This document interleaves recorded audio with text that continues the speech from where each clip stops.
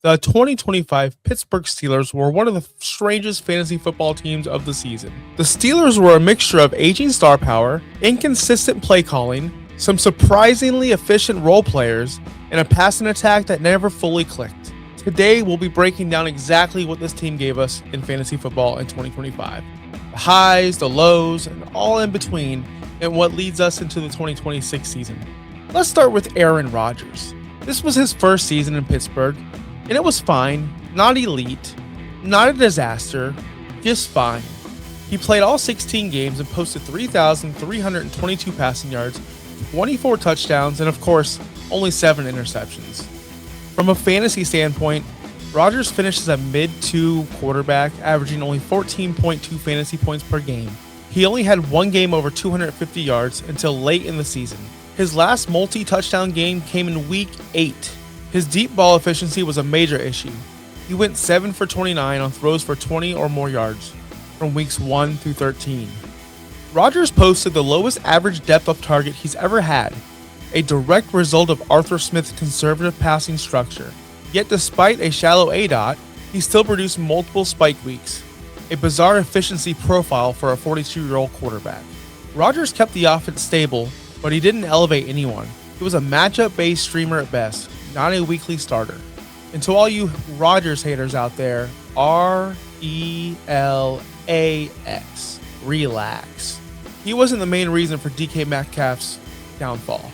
Although DK Metcalf didn't have a great season, he was the clear wide receiver 1 for this offense, despite tallying up his lowest receiving yard total ever, 850 yards. DK Metcalf is not known for his high volume when it comes to receptions, so only racking up 59 wasn't a surprise. It wasn't that bad, but it was telling.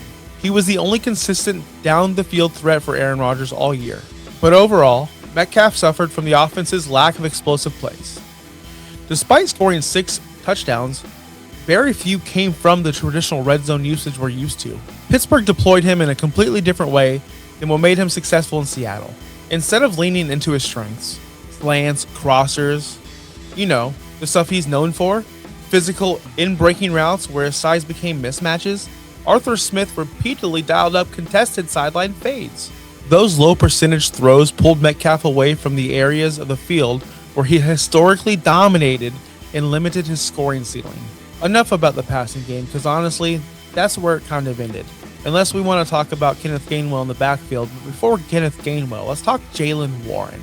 He quietly put together a strong fantasy football season. 211 carries, 958 yards, 6 rushing touchdowns, 40 receptions, for a total of 1,291 yards. At one point in the season, he found the end zone in 3 straight games to close the season and never lost his grip on the early down roll. What really separated him, though, was the efficiency.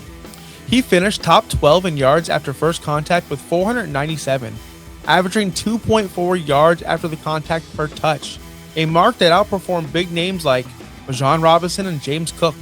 That's elite creation ability, and it shows he wasn't just benefiting from blocking, he was generating his own yardage at a top-tier rate. Jaylen Warren actually saw more red zone touches in 2025 than any other season of his career, but the touchdown numbers didn't follow.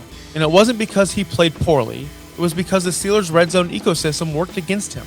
Pittsburgh kept calling the same predictable inside zone runs, which led to defenses loading the box and crashing downhill. Kenneth Gainwell also siphoned off the true goal line snaps, taking away high touch volumes that usually turn into fantasy football points.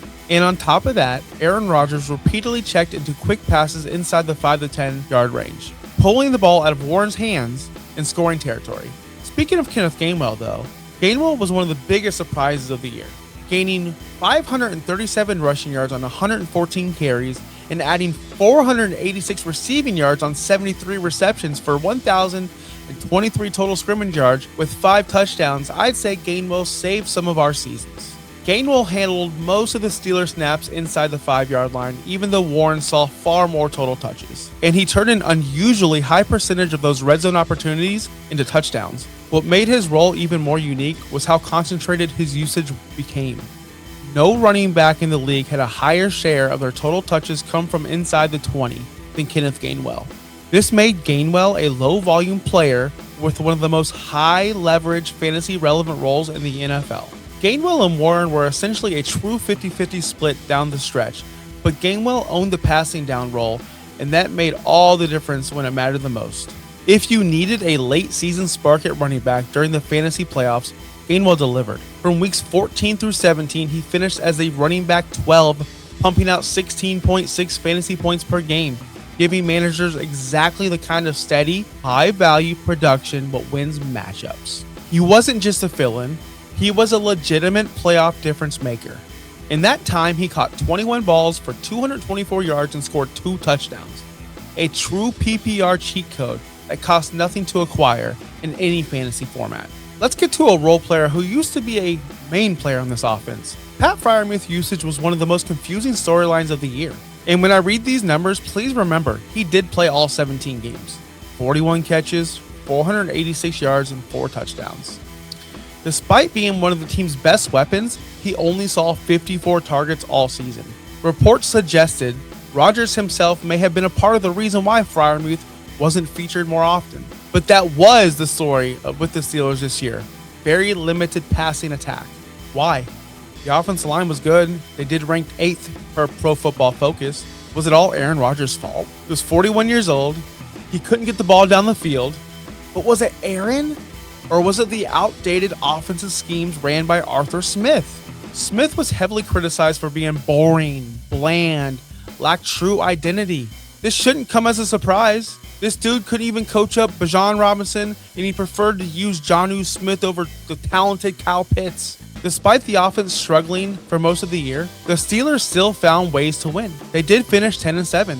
They claimed the AFC North championship. It leaned heavily on one of the most balanced backfields in football, Jaylen Warren and Kenneth Gainwell. They combined for 1,495 rushing yards and 819 receiving yards, 11 total touchdowns. They were the true engine of this offense. And even in a low-scoring system, Aaron Rodgers kept them afloat with elite ball security. Now that we knew how 2025 finished, how will they improve in 2026? One thing for sure is they're going to need to add another wide receiver. Reports suggest that they may target a dynamic wide receiver early in the 2026 draft. And with the new boss man in charge, with Mike Tomlin stepping down, we don't know how they're going to address this offense. They need to decide on the quarterback position. Is Aaron Rodgers coming back? If he does return, he'll be under new head coach Mike McCarthy, who wants him back. He could stabilize the offense. Rodgers spent the first 13 years of his career starting under Mike McCarthy in Green Bay. McCarthy was the head coach from 2006 to 2018, which covers Rodgers' rise from Brett Favre's backup to Super Bowl winning MVP. They won Super Bowl 45 and built one of the league's most efficient offenses ever. But the relationship between Rodgers and McCarthy wasn't always smooth. As Rodgers grew into a superstar, reports came out about tension over play calling, offensive philosophy, and communication. By the end of McCarthy's tenure, the partnership had clearly worn down, and the Packers fired McCarthy in 2018. Rodgers later acknowledged the friction, but also said he respected McCarthy and appreciated their success together.